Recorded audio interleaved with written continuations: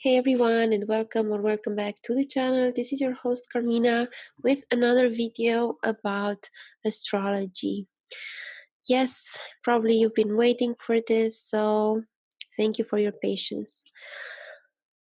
Okay, so maybe it's because I just turned 36, so I am in the year of my Saturn maturation. Maybe because we have currently a lot of action going on in the sign of Capricorn with Saturn, Pluto, South Node, at least in Capricorn, that I was thinking to share some insights or some observations that I had on the sign of Capricorn, and in particular the etymology of the word Capricorn and also the imagery used for Capricorn.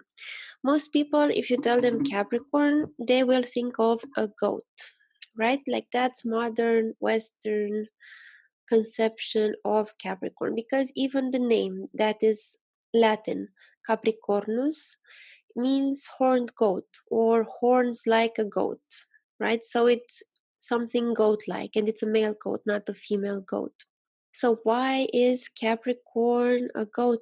Because in other astrological traditions, we will see that, for instance, in Sumerian traditions, it was a great sea monster. In Hindu astrology traditions, the Capricorn is a large aquatic creature, often associated to the crocodile. So, also, like the Sumerians, they see it as sort of a sea monster. But what happened to Western astrology? Why do we see a goat? And actually, it's not really a goat. Capricorn is originally, even in Greek, right? Because the Western astrology has its roots in Greek astrology. They see it as a sea goat, not a normal goat. So it's a gigantic sea creature with the horns and the head of a goat, but the body, the tail, is that of a fish. So, see, again, we have this pattern in ancient cultures of looking at Capricorn as something belonging to the sea and something gigantic, and not like a goat springing around, dancing around, prancing around the mountainside. As I said, Hindu astrology regards Capricorn as a large aquatic creature, and the name for it in Sanskrit is Makara, which means crocodile, usually. So that's why it's depicted that way. And why? Because large aquatic creatures and crocodiles, they are very slow to change. They are quite rigid, and they are also behaving quite instinctively.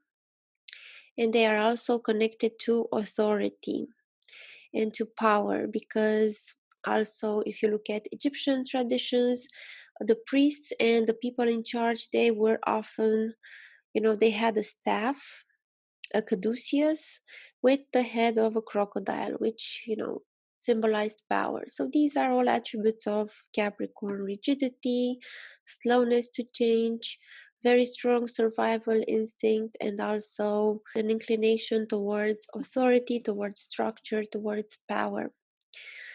So in Greek mythology, actually, they say that there is a legend of this legendary sea goat.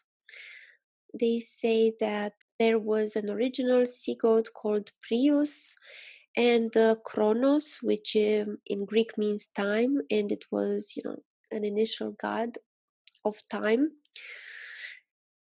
Kronos chased away all the sea goats from the sea, and they all became regular goats, except this one goat, Prius, which remained in the sea, and it's a legendary monster.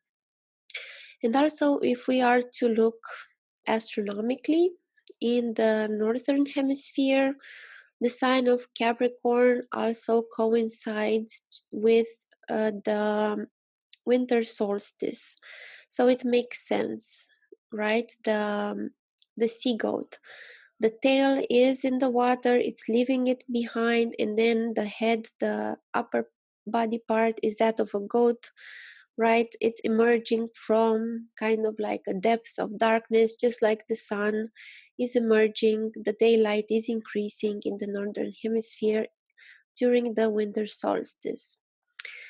So I think that's something interesting to think about, because we usually take these things for granted. We take the zodiac names for granted. We take the imagery.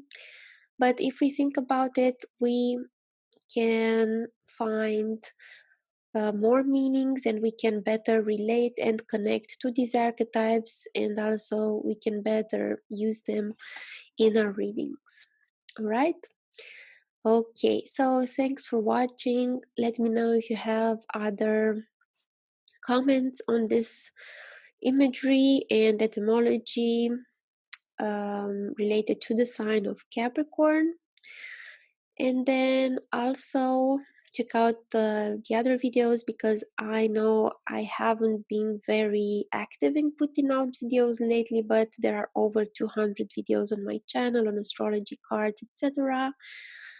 There are also classes you can take, astrology classes, card classes.